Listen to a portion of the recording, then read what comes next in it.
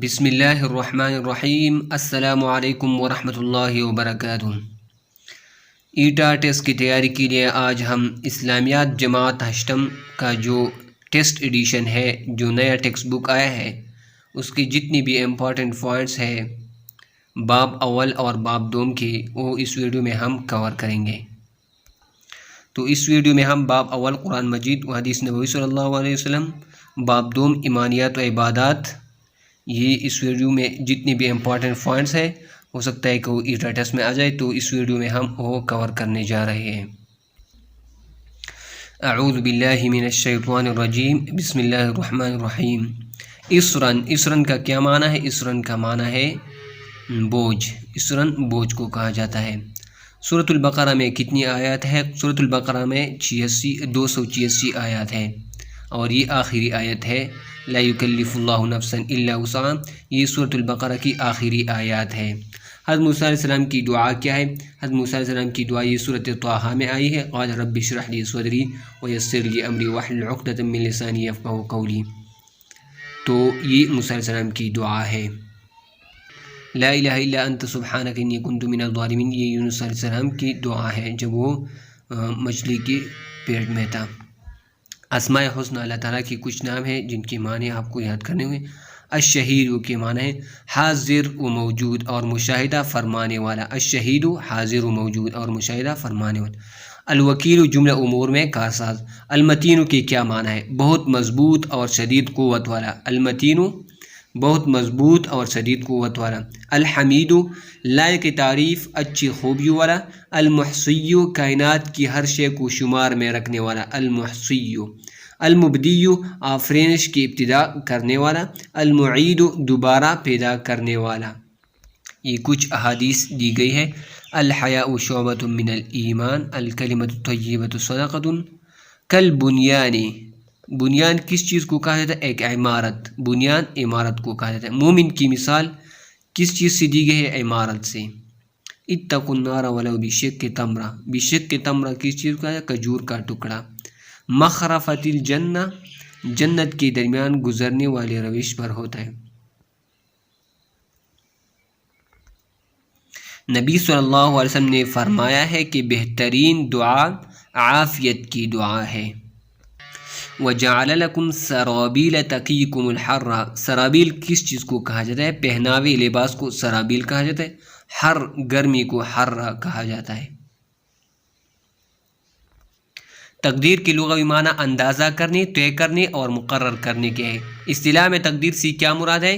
اصول اور قوانین فطرت جو اللہ تعالیٰ نے کائنات اور اس کی تمام مخلوقات کے لیے ان کے وجود میں آنے سے پہلے مقرر کر دی تھی، تو یہ تاکہ نظام کائنات ٹھیک کام کر سکے۔ زمین انہی قوانین کے مطابق سورج کی گرد تقریباً 365 دنوں میں اپنا چکر مکمل کرتی ہے، اور اپنے مدار پر تقریباً 24 گھنٹے میں ایک چکر مکمل کرتی ہے۔ والشمس تجری لمستقر لہا۔ مستقر ٹھکانے کو کہا جاتا ہے۔ تقدیر مقرر کردہ اندازہ۔ اللہ تعالیٰ نے کس کو خلیفہ مقرر فرمایا؟ انسان کو۔ ونفس وما سواہا، جس نے اسے درست بنایا۔ وما سواہا، جس نے اسے درست بنایا۔ فجور برائی کو کہا جاتا ہے۔ کل امرئ بما کسب رہین۔ رہین گروی ہے، ہر شخص اپنے عمل کے بدلے گروی ہے۔ اللہ تعالیٰ نے دنیا کا نظام اسباب اور وسائل کے ساتھ قائم کیا ہے۔ اسباب اور وسائل سے کام لینا نبی کریم صلی اللہ علیہ وسلم کی سنت ہے۔ جاؤ پہلے اس کا ٹخنا باندھو اور پھر اللہ تعالیٰ پر توکل کرو۔ ایک شخص رسول اللہ کے پاس آیا تھا اور اس کے پاس اونٹنی نہیں تھی، تو نبی صلی اللہ علیہ وسلم نے اسے پوچھا تھا کہ آپ کی اونٹنی کہاں ہے؟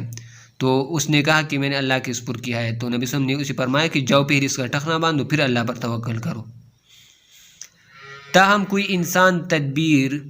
انسانی تدبیر اللہ تعالیٰ کی مشیت اور ارادے کو نافذ کرنے سے نہیں روک سکتی۔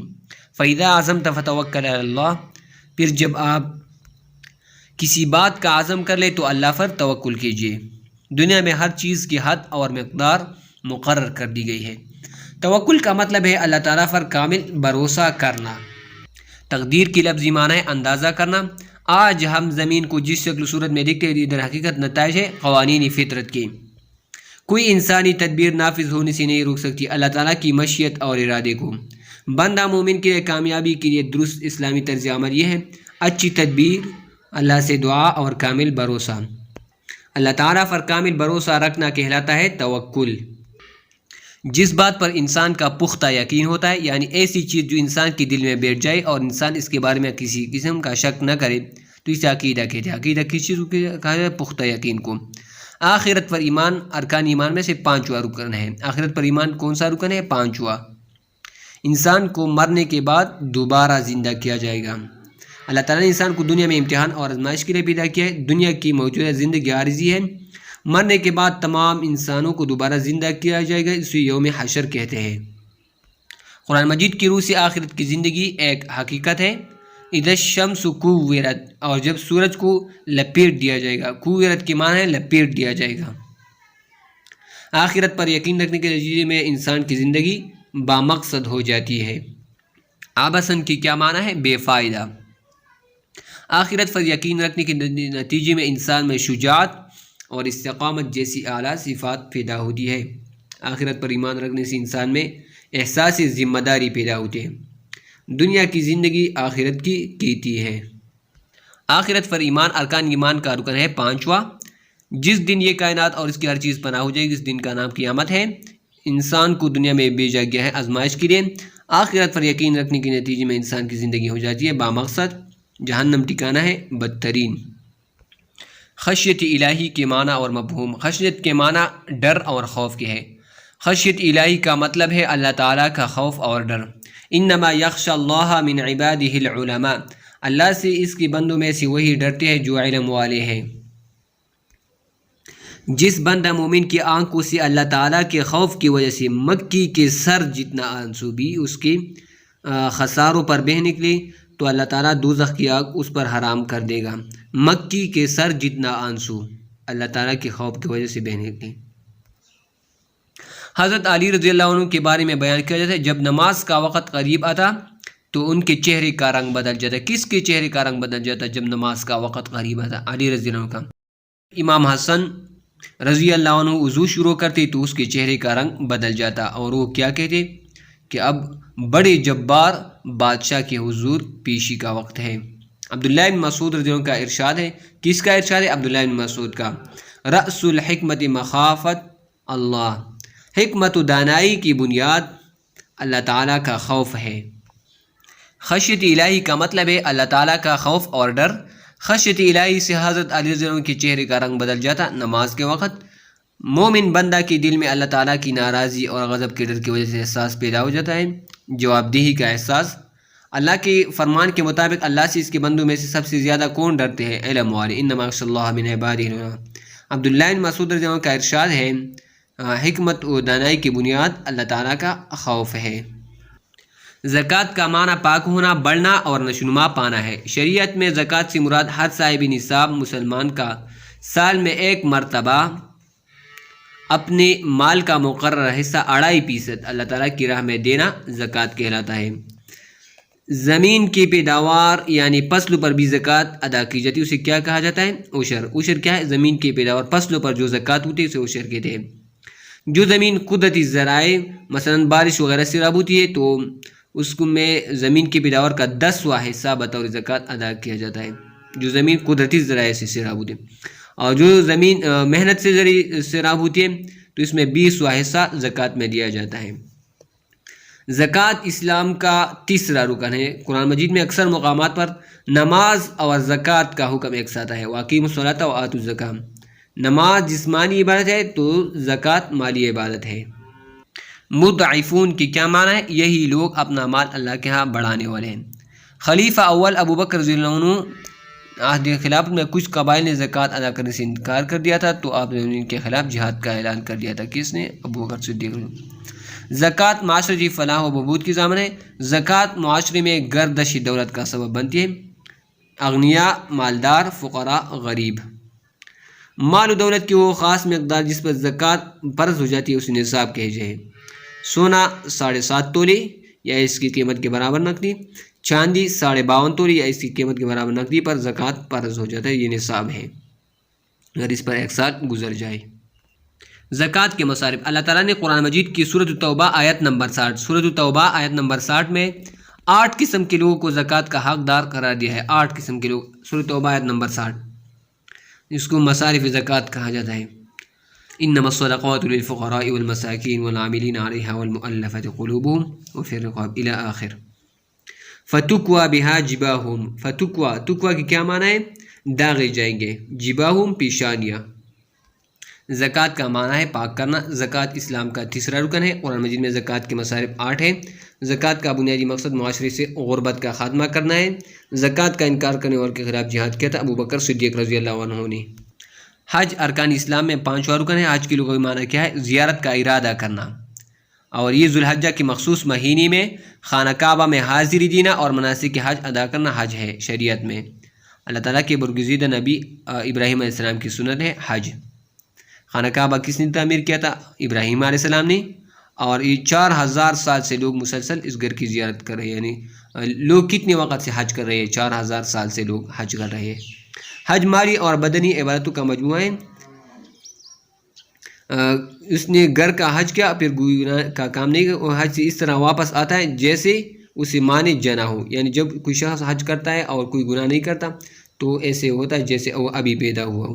نبی اکرم صلی اللہ علیہ وسلم نے حج کرنے والوں کو اللہ تعالیٰ کا مہمان بتایا ہے۔ حج دراصل اللہ تعالیٰ کے حضور حاضری کا نام ہے۔ حاج احرام باندھ لینے کے بعد یہ کلمات بار بار دہراتا ہے، جسے کلمات تلبیہ کہتے ہیں، لبیک اللہم لبیک۔ استطاعت کے باوجود حج نہ کرنے والے کے بارے میں کس کا قول ہے؟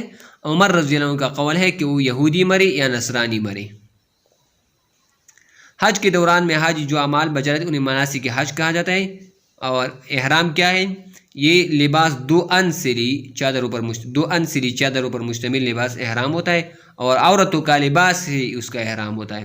حج کے دوران میں بلند آواز لبیک اللہم لبیک پورا کرنا تلبیہ کہلاتا ہے۔ میقات جہاں سے حرم کی حدود شروع ہوتی ہے۔ طواف کے معنی چکر لگانے کے، خانہ کعبہ کے گرد 7 چکر لگانا ہوتا ہے۔ اور عرفات میں قیام، یہ حج کا رکن اعظم کون سا ہے؟ عرفات کا میں قیام۔ اور یہ کب ادا کیا؟ ذوالحجہ کی 9 تاریخ۔ اور قیام 9 ذوالحجہ کو سورج طلوع ہونے سے سورج غروب ہونے تک ہوتا ہے۔ مزدلفہ میں قیام، یہ میدان ہے جہاں حاجی عرفات سے واپسی پر 9 اور 10 ذوالحجہ کے درمیان رات قیام کرتے ہیں، قیام مزدلفہ کہلاتا ہے۔ حاجی اللہ تعالیٰ کے حضور مینا کے میدان میں جانور ذبح کرتے ہیں، اور جمرات مینا کے میدان میں نصب علامات ہیں جن کو حاجی کنکریاں مارتے ہیں 10، 11 اور 12 ذوالحجہ کے مقررہ وقت پر۔ سعی کے معنی کوشش کرنا، چلنا ہے، دوڑ کرنا ہے، اور مراد صفا اور مروہ کے درمیان 7 چکر لگانے ہیں۔ قربانی کرنے کے بعد حاجی اپنے بال منڈواتے ہیں، جسے حلق کہتے ہیں۔ حج دنیا کی تمام انسانوں کی مشترکہ میراث ہے۔ حج ایک کثیر المقاصد اجتماع ہے۔ حتیم، جسے حجر اسماعیل بھی کہا جائے، حجر اسماعیل کس کو کہا جائے؟ حتیم کو۔ یہ خانہ کعبہ کی کس سمت میں ہے؟ شمال میں ہے۔ ایک دیوار ہے جس کے باہر سے طواف کہتے ہیں۔ اور حتیم کی اونچائی 30 انچ ہے، 30 انچ یعنی 90 سینٹی میٹر، اور چوڑائی 5.1 میٹر یعنی 9.4 فٹ۔ حتیم کی اونچائی کتنی ہے؟ 30 انچ 90 سینٹی میٹر، چوڑائی 5.1 میٹر 9.4 فٹ۔ حج ارکان اسلام کا 5واں رکن ہے۔ حج کی لغوی معنی ہے زیارت کا ارادہ کرنے کی۔ حج کی سنت ہے ابراہیم علیہ السلام کی۔ حج ہر صاحب استطاعت مسلمان پر زندگی میں ایک بار فرض ہے۔ حج ایک اجتماع کثیر المقاصد۔ عبادت عربی زبان کا لفظ ہے جس کی معنی بندگی کرنا، اطاعت و فرمان برداری کرنے کے ہے۔ نماز، روزہ، زکوٰۃ، حج اسلام کے اہم ترین عبادت ہیں۔ عبادت کا حقیقی مفہوم بے حد وسیع ہے، ظاہری باطنی اعمال پر مشتمل ہوتا ہے، اور اللہ رب العزت نے انسان کو اشرف المخلوقات کے درجے پر فائز کیا ہے۔ روحانی ضرورت پورا کرنے کے لیے عبادت پابند بنایا ہے انسان کو، اور ہم نے جنوں اور انسانوں کو اپنی عبادت کے لیے بھیجا۔ سورۃ الذاریات میں وما خلقت الجن والانس الا لیعبدون۔ معاذ بن جبل رضی اللہ عنہ سے روایت ہے کہ اللہ تعالیٰ کا حق بندے پر کیا ہے کہ وہ اس کی عبادت کرے اور کسی کو شریک نہ ٹھہرائے، اور تو اللہ تعالیٰ کا حق ہے کہ وہ اس کو عذاب نہ دے۔ تمام عبادات کی بنیاد ہی تقوی ہے، یہی انبیاء علیہ السلام کا وصف ہے، اور آپ صلی اللہ علیہ وسلم نے اپنی سینے کی طرف اشارہ کر کے 3 بار یہ لفظ دہرایا، التقوی ہا ہونا، یعنی تقوی کا ظاہری نہیں بلکہ اس کے اندر دل میں موجود ہوتا ہے۔ قرآن مجید میں کتنی آیات میں تقوی کی اہمیت پر زور دیا گیا ہے؟ تقریباً کئی سو آیات میں تقوی کی اہمیت پر زور دیا گیا ہے۔ حجۃ الوداع کے موقع پر آپ نے تقوی کو انسانی فضیلت کا معیار قرار دیا۔ دین اسلام ایک فطری دین ہے۔ اخلاص عبادات میں روح کی حیثیت رکھتا ہے۔ اخلاص بخاری شریف کی پہلی حدیث مبارک بلا شبہ عبادت میں اخلاص کا بنیادی سبق دیا۔ انما الاعمال بالنیات، اللہ تعالیٰ تمہاری صورت اور تمہارے اعمالوں کو نہیں دیکھتا بلکہ وہ تمہارے دلوں اور اعمالوں کو دیکھتا ہے۔ اشرف المخلوقات کے درجے پر فائز کیا گیا ہے انسان کو، اور باطنی اعمال کا تعلق دل سے باطنی۔ کون سا دین؟ انسانی فطرت کے مطابق اسلام۔ حجۃ الوداع کے موقع پر نبی اکرم صلی اللہ علیہ وسلم نے انسانی فضیلت کا معیار تقوی قرار دیا۔ حدیث کے مطابق عمل کا دار و مدار نیتوں پر ہے۔ تو یہ تھا باب اول اور باب دوم جماعت ہاشم کی اسلامیات کا ٹیسٹ ایڈیشن کا نیا جو ایڈیشن آیا ہے اس کا۔ دعا میں یاد رکھیے گا۔ اللہ حافظ۔ السلام علیکم ورحمۃ اللہ وبرکاتہ۔